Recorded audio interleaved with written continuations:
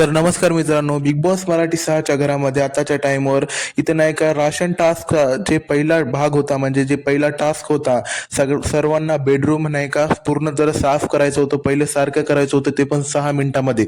ते नाही का मित्रांनो सक्सेसफुली ते टास्क कंप्लीट झाला आहे आणि घरवाले म्हणजे कंटेस्टंट सर्व ते टास्क जिंकले आहे. म्हणजे कंटेस्टंटनी 6 मिनिटाच्या आत तो टास्क कंप्लीट सुद्धा करून दाखवलेला आहे.